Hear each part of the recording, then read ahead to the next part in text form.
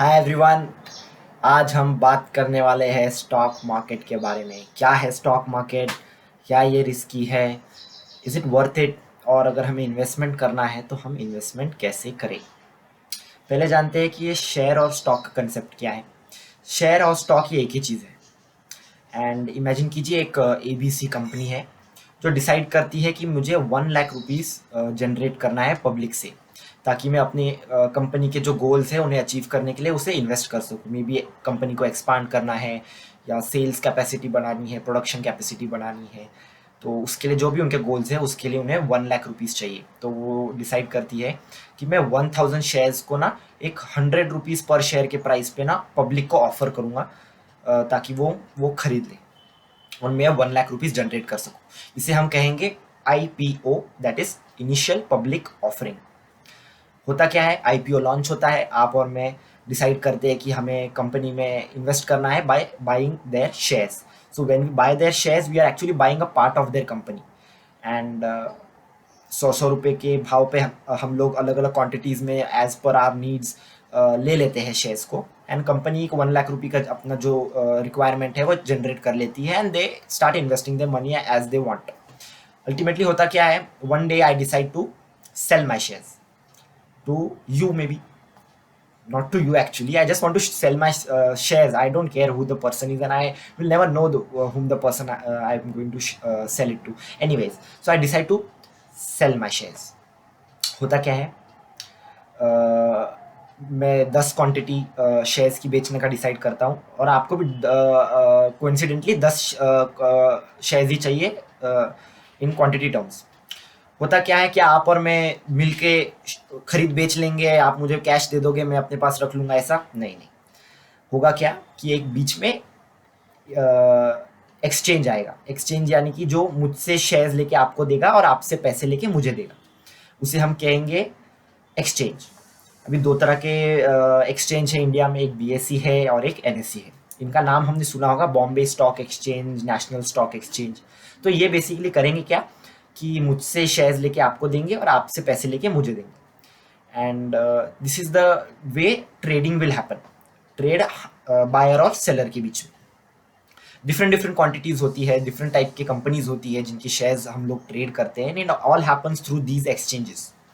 अभी आप पूछेंगे कि यार मैंने तो सुना है कि यार स्टॉक मार्केट तो यार सट्टा है, यार तो इसमें तो जुआ जैसा यार खेल है ये, तो यार पैसा सब डूब जाता है, लोग सड़क पे आ जाते हैं, ट्रेजेडी हो जाती है, एकदम दुख भरी कहानियां लिखी जाती है स्टॉक मार्केट में, कैसे हमने पैसा गंवाया, मामा के लड़के ने पैसा लगाया, बेचारा खत्म हो गया, एकदम बीवी छोड़ के चली गई, ये हो गया। बाप रे, टू टू मच है, एकदम डर जाते हैं कि यार इन्वेस्टमेंट करना ही नहीं है। पापा ने बोला है FD बनाओ बेटा, रियल इस्टेट में इन्वेस्ट करो बेटा, गोल्ड ले लो बेटा, यार मजानी लाइफ, अपनी सैलरी लो बेटा, खुश रहो तुम। फिर आपने सोचा यार, हमने तो सुना है कि यार बहुत बड़े बड़े खिलाड़ी है स्टॉक मार्केट में, बहुत पैसा कमा लेते हैं। एंड हमने दोस्तों से सुना है हमारे कि यार 10,000 रुपये दिन के कमाता हूँ मैं, 15,000 रुपये में दिन के कमाता हूँ मैं, तो यार मास्टर हूँ मैं। फिर आप सोचते हैं यार अभी इन्वेस्टमेंट करे या नहीं करे। मैं आपको ना दो सीन्स देता हूँ, अभी आप मुझे बताइए कि इनमें से आप कौन सा डिसीजन लेना पसंद करेंगे। एक बार होता क्या, सीन 1, आपके पास आपका एक फ्रेंड आता है और आपको कहता है कि ये कंपनी XYZ, इसका ना स्कोप बहुत है यार, अभी ये बहुत एकदम तगड़ी कंपनी है, बहुत अच्छे रिटर्न देगी, शेयर प्राइस एकदम से बढ़ेगा, इसका बहुत प्रॉफिट होगा, तो ये शेयर खरीद। आप शेयर खरीद लेते हैं, ठीक है। और अभी सेकेंड सिनेरियो होता क्या है कि आप एक दिन बैठे हुए हैं और आपको ख्याल आता है कि टेक्नोलॉजिकल एडवांसमेंट बहुत हो रही है पूरे वर्ल्ड वाइड। IT सेक्टर जो होगा हमारे देश का, वो क्या स्कोप है उसे। हम एक डेवलपिंग कंट्री है, आगे जाके हम डेवलपमेंट की ओर बहुत तेज़ी से बढ़ेंगे। तो IT सेक्टर तो वैसे ही बूम कर रहा है, आगे चल के और भी बूम करेगा, और अभी तो सब टेक्नोलॉजी पे ही चलेगा। तो यार बहुत टेक्नोलॉजिकल जो एडवांसमेंट है उसकी तो यार कोई लिमिट ही नहीं है। तो IT सेक्टर तो यार एकदम मस्त सेक्टर है एकदम इन्वेस्ट करने के लिए, तो यार IT सेक्टर में इन्वेस्ट करना है। IT सेक्टर के कोई स्टॉक्स है क्या, चलो मैं सर्च करता हूँ। ऐसे करके आप सर्च करते हैं और आप एक अच्छा सा IT स्टॉक पिक करते हैं और उसमें आप इन्वेस्ट करते हैं। अभी आप मुझे बताइए कि इन दोनों में से कौन से सिनेरियो में चांसेस है कि आप अपना पैसा गवा देंगे। मैं तो कहूंगा कि फर्स्ट सिनेरियो में 99% पैसा गंवाने के बहुत ज़्यादा चांसेस है। क्योंकि हमें मालूम नहीं हम किस में इन्वेस्ट कर रहे हैं, बस किसी के कहने पे कर रहे हैं। और अक्सर ऐसा ही होता है, कोई चाचा का लड़का बोल देता है, कोई रिश्तेदार बोल देता है, कोई दोस्त बोल देता है, कहीं से टिप मिलती है। टिप तो क्या होटल में ही मिलती है, स्टॉक मार्केट में कोई टिप नहीं मिलती है, फर्स्ट ऑफ ऑल ये समझ लीजिए। तो टिप मिलती है, उसमें इन्वेस्ट करते हैं, अल्टीमेटली पैसा डूब जाता है और हम डिक्लेयर कर देते हैं कि सट्टा है स्टॉक मार्केट, जुआ है बेटा, जुआ सड़क पे लाने का काम है, पैसा गंवाने का एक ही तरीका है, स्टॉक मार्केट। एक्चुअली मैं ये मानता हूँ कि there are two things to look at everything. हर चीज़ के दो पहलू जरूर होते हैं, स्टॉक मार्केट का भी यही है। अभी मैंने जैसे कि सेकंड सिनेरियो कहा, आपने फ्यूचर प्रॉस्पेक्ट को देखा, आपने कंपनी को देखा कि यार ग्रोथ ला सकती है क्या नहीं, पोटेंशियल है कि नहीं, और अकॉर्डिंगली आपने इन्वेस्ट किया। अभी इसमें भी रिस्क है।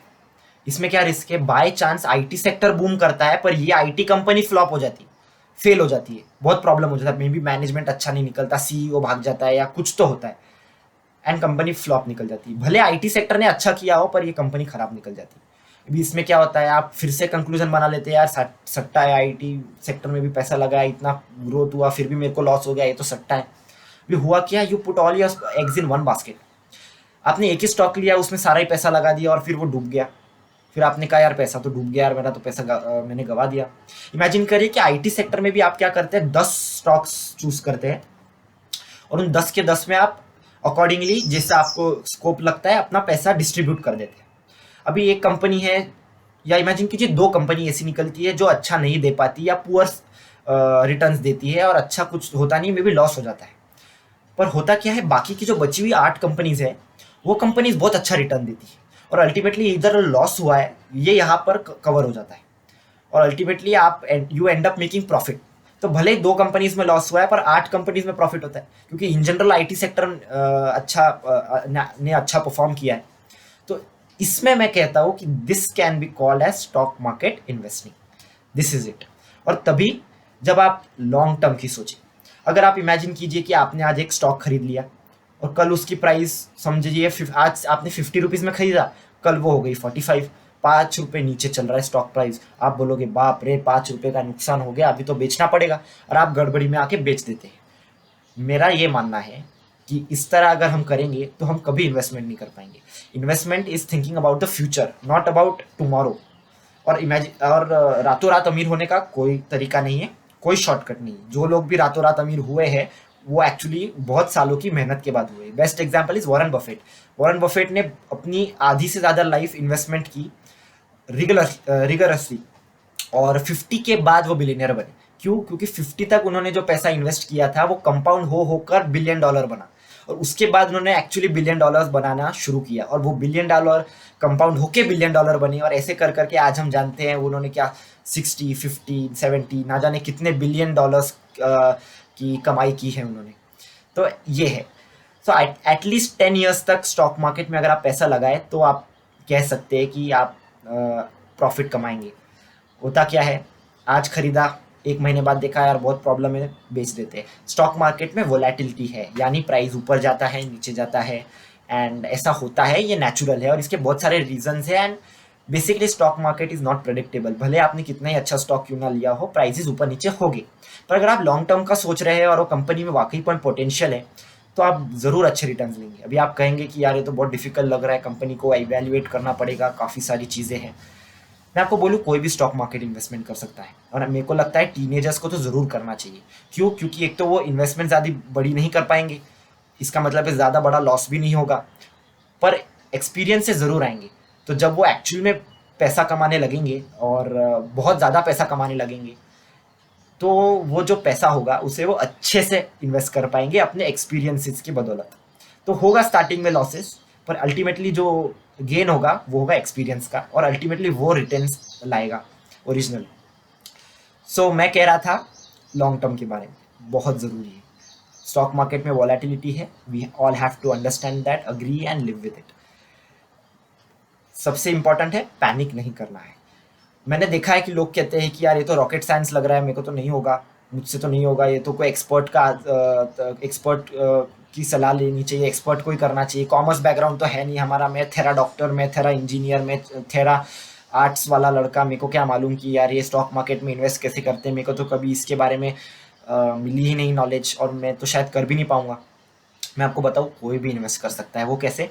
इमेजिन कीजिए आप एक डॉक्टर है और आपको बहुत अच्छी नॉलेज है कि ये दवाई जो है ना मार्केट में बहुत बिकती है। आप खुद भी अपने पेशेंट्स को ये दवाई एक कंपनी की दवाई रिकमेंड करते हैं, और आपको ओवरऑल मालूम है कि ये जो कंपनी है ये अच्छी medicine, quality medicine, good prices ये प्रोवाइड करती है और काफ़ी अच्छे प्रॉफिट्स भी बनाती है, और फ्यूचर तो ये कंपनी का ही है। इस तरह आप सर्च करते हैं कि यार ये कंपनी के स्टॉक्स अवेलेबल है क्या, क्या मैं ये स्टॉक्स खरीद सकता हूँ। आपको लगता है ये कंपनी अच्छे प्राइस पे मिल रही है और इसका फ्यूचर ग्रोथ पोटेंशियल बहुत हाई है, एंड मैं खुद बीइंग अ डॉक्टर जानकारी रखता हूँ ये कंपनी के बारे में, तो I think I should invest. और आप इन्वेस्ट करते हैं और 10 साल तक मिनिमम वो स्टॉक के बारे में भूल जाते हैं इन्वेस्ट कर कर, और उसे ग्रो होने देते हैं। और भले बीच में कितना ही प्रॉब्लम क्यों ना आए, एक और कोविड क्यों ना आ जाए, प्राइजेस नीचे क्यों ना चले जाए, आप पेशेंटली वेट करते हैं और होल्ड करते हैं, क्योंकि ultimately in the long run भले ही क्रैश क्यों ना हुआ हो प्राइस, अल्टीमेटली वो ऊपर जाता ही है अगर कंपनी में दम है। वैसे अगर आप इंजीनियर है, आपको मालूम है कि यार इंजीनियरिंग सेक्टर में ये टॉप कंपनीज है, इन सब में मैं अपना पोर्टफोलियो यानी कि जो भी टोटल नंबर ऑफ स्टॉक्स में ओन करूंगा अलग अलग कंपनीज के, उसमें वो डाइवर्सिफाई कर देता हूँ। समझिए ये ए कंपनी है, ये अच्छी है इंजीनियरिंग की, इसमें मैं इन्वेस्ट करता हूँ। ये B C D E F ऐसे करके अलग अलग कंपनीज है, इनमें आप अपना पैसा डाल देते हैं। यू बीइंग अ इंजीनियर आपको इनकी अच्छी नॉलेज है, इनका मार्केट में क्या इनकी इमेज है, इनका प्रोडक्ट कैसे बिकता है, प्रोडक्ट की ब्रांड लॉयल्टी कितनी है, ये सब आप इन सब के बारे में मालूम है अच्छे से। And ultimately you and up investing for at least 10 years maximum, your wish. कुछ लोग 30 40 50 साल तक भी इन्वेस्ट करते हैं and ultimately and up getting a lot of profit. For example, अगर आपने 40 years पहले विप्रो के शेयर्स खरीदे होते हैं एट मे बी 100 रुपीज़ के शेयर्स खरीद लिए होते हैं विप्रो के, seeing their growth potential, seeing how well that company will do in the future, 100 रुपये विप्रो में इन्वेस्ट करते तो आज वो 7 करोड़ रुपए होते। अगर वैसे ही आपने 1000 रुपये विप्रो में डाले होते तो वो 70 करोड़ होते। अगर आपने 10,000 रुपये डाले होते तो वो 700 करोड़ रुपए होते आफ्टर 40 years। ये है power of compounding and letting your, मतलब भूल जाना स्टॉक्स के बारे में, ये उसका मैजिक है।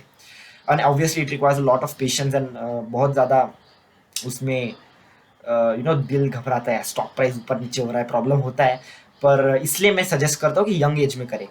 और टीनेजर्स को तो मैं सजेस्ट करता हूँ कि अपनी पॉकेट मनी स्टॉक मार्केट में लगाए और अपना अलग अलग तरीके से अपनी नॉलेज बढ़ाए। मेरी ही नहीं, अलग अलग यूट्यूब चैनल्स है, बहुत सारे क्रिएटर्स है जो बहुत अच्छा कंटेंट बना रहे हैं, उनके वीडियोस देखे और नॉलेज ले और इन्वेस्टमेंट करे और लॉसेस भी बेयर करे, ताकि छोटे अमाउंट में लॉस करो तो अच्छा है, ताकि बड़े अमाउंट्स को जब आपके हाथ में बड़ा अमाउंट आए, जब आप कमाने लगे, तब आप उसको और अच्छे से इन्वेस्ट कर पाए। तो गलतियां करना बहुत ज़रूरी है ये जानने के लिए कि लाइफ में क्या नहीं करना है। क्या करना है ये मोस्टली हम सब लोग अल्टीमेटली सीख ही लेते हैं, पर क्या नहीं करना है ये सिर्फ तजुर्बा बताता है। तो कम अमाउंट से अगर गलतियां करें तो अच्छा है, और ताकि बड़े अमाउंट को अच्छे से कर पाए। ऐसा ना हो कि बड़े होके चला अभी ये सब नहीं करना है, बड़े होके इन्वेस्ट करेंगे, बड़े अमाउंट से इन्वेस्ट करना शुरू किया, अल्टीमेटली क्या हुआ, लॉस होने लग गया।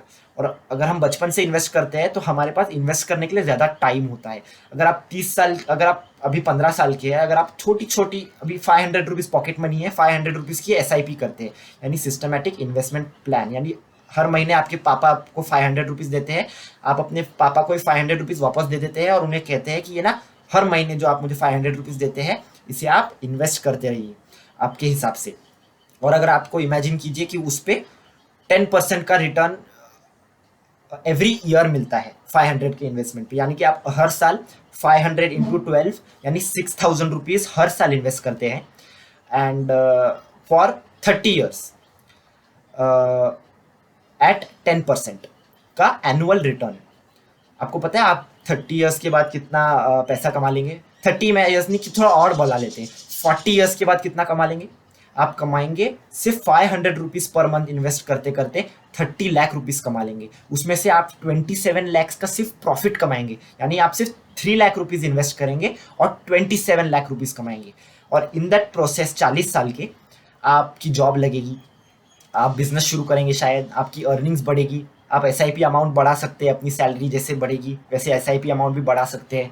आप लमसम अमाउंट यानी एक साथ काफ़ी बड़ा अमाउंट भी इन्वेस्ट कर सकते हैं, ताकि वो 40 साल बाद जो 27 लाख का प्रॉफिट है वो एक्चुअली करोड़ों में हो जाए। और ऐसा होता भी है तभी जब आप सोच समझ के इन्वेस्टमेंट करें। मैं ये समझता हूँ यंग लोगों के पास अभी काफ़ी टाइम है, एंड टीनेजर्स के पास लाइफ जीने के लिए भी काफ़ी साल है, ताकि इसका मतलब ज़्यादा कंपाउंडिंग के लिए ज़्यादा साल मिलेंगे, यानी जो 30-40 साल की उम्र में इन्वेस्टमेंट कर रहा है उनसे ज़्यादा एडवांटेज 15-20 साल के स्टूडेंट को है जो अभी से इन्वेस्टमेंट शुरू कर रहा है।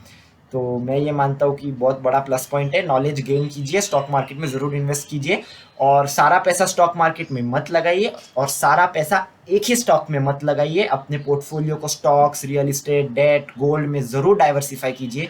एंड अल्टीमेटली फाइनेंशियल फ्रीडम हम सबका जन्म सिद्ध अधिकार है, और इस पे हमें एजुकेशन ज़रूर मिलनी चाहिए। Thank you. और इससे रिलेटेड आगे मैं वीडियो ज़रूर लाता रहूँगा। देखने के लिए बहुत बहुत बहुत शुक्रिया।